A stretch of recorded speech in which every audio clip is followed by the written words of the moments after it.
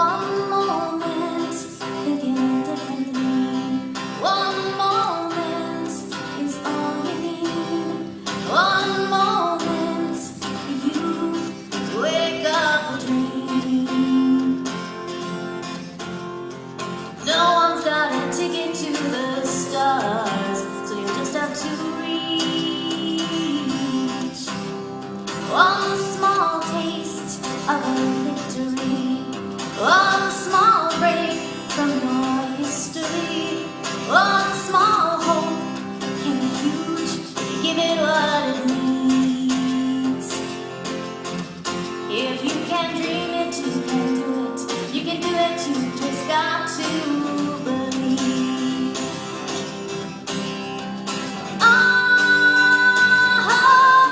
You can hope every day for the best. What you give is what you get. So make this your best shot yet.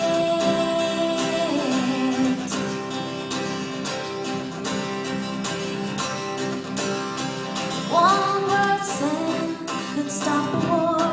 If one ocean could save the world. If one day you knew you could make a change, would you try a little more? If you can dream it, you can do it. You can do it, it's been proven before.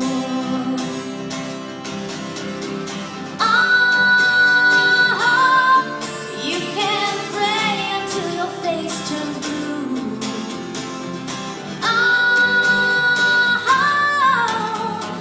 They'll show you what you're supposed to do, but the rest is up to you.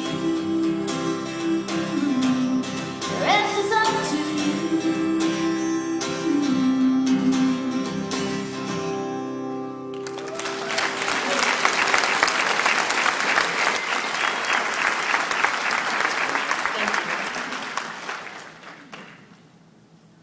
So, now I'd like to read you a little bit from Tompkinsville.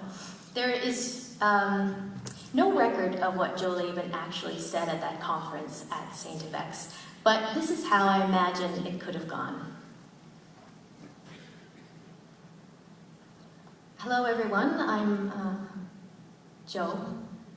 My goodness, I'm so nervous I forgot my own name. Ladies and gentlemen, Father Cody, I'm here today to represent the miners of reserve mines who, under the guidance of Father Jimmy Tompkins, have thus far created the first credit union. Look, I'm not a speech guy, so I'm just going to talk, and I hope to God I don't put my foot in my mouth.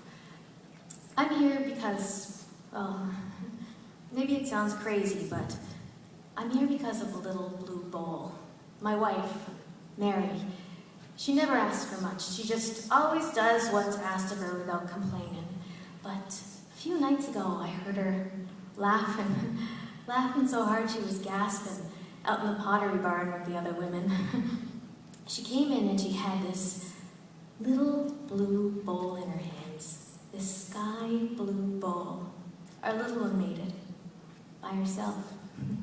The next day, Mary went out and picked a bunch of flowers and put them in the bowl. We couldn't stop staring at it.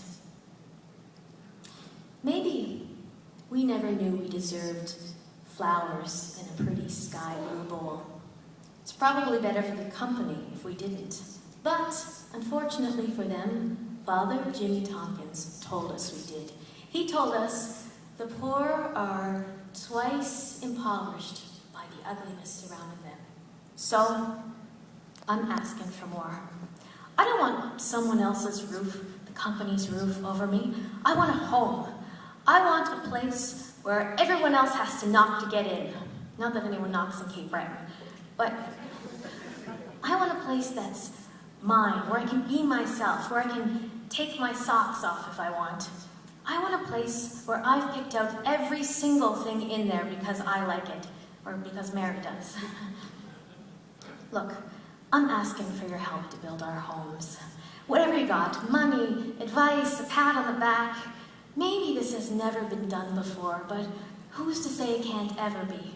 Father Jimmy Tompkins certainly wouldn't.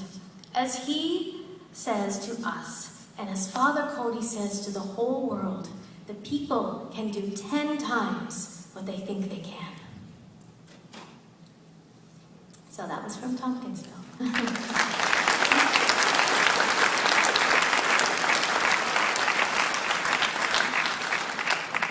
I'm happy to report Tompkinsville, after 4 years of writing, finally lived just this past May 25th. We performed it for Co-op Atlantic's AGM in Moncton, and at the end of it, the audience was on its feet in a standing ovation. Very happy about that. Oh, thank you. And the cast actually liked performing it so much that they prodded me and my manager, Sarah Kim Turnbull, into producing a tour. So we're going to be touring it across Atlantic Canada in late summer and in the fall, and we're hoping to also produce a tour across the rest of Canada. Now, all right, more applause. Great. Now, another neat thing happened in this trajectory. In October 2010, CBC Radio aired their documentary on my writing the play called Journey to Tompkinsville. Then they aired it 8 or 9 more times. And every time they aired it, I would get a slew of phone calls and a slew of emails. And I sat back and tried to figure out, what nerve does this story touch? What's the zeitgeist of this? And I think that it's loneliness. I think that communities are breaking down, and I think that technology is isolating us. And I'm going to sound like Father Jimmy Tompkins when I say this, but I think there's a bit of society kneeling at the altar of the institution, and the lovely ideas and humanity that started the institution are being forgotten in its wake, and people are hungry for connection. And that's what I think cooperatives provide. It's not only a way to start to tackle your financial problems, but it's a way of looking to the people beside you and hearing someone go, yeah, I know, I'm going through that too, and having that human connection. The other thing that happened when the radio documentary aired was that I started to get phone calls from cooperative organizations who wanted me to speak. Now, I'd been an actor and a journalist, but I'd never been a speaker, and I was a little scared, but right before my first one, I was in the green room waiting for my turn, and all of a sudden it dawned on me that the family legacy had been handed down. I was stepping into my Uncle Joe's shoes, and I was about to become a speaker for the cooperative movement. And I just wonder how Father Jimmy Tompkins managed to arrange that from the grave. I want to say thank you for listening to my story. It means a lot, not only to me, but to my family and to my community. And to thank you for your ongoing work in the cooperative movement. It really, really does make a difference. I'm living proof. What you stand for, I don't know where I would be without those principles. It's the structure of my reality, and it's very important. And I'm telling you, people are hungry for the work you're doing. It is truly amazing. And in conclusion, I would like to leave you with a mashup of 2 of my very favorite Father Jimmy Tompkins quotations.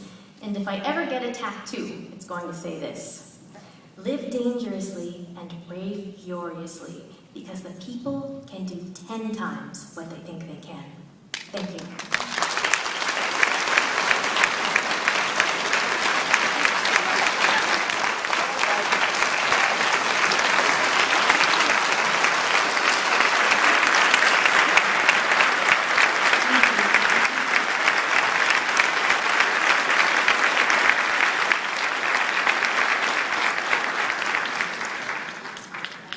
Thank you so much, Lindsay and Tom.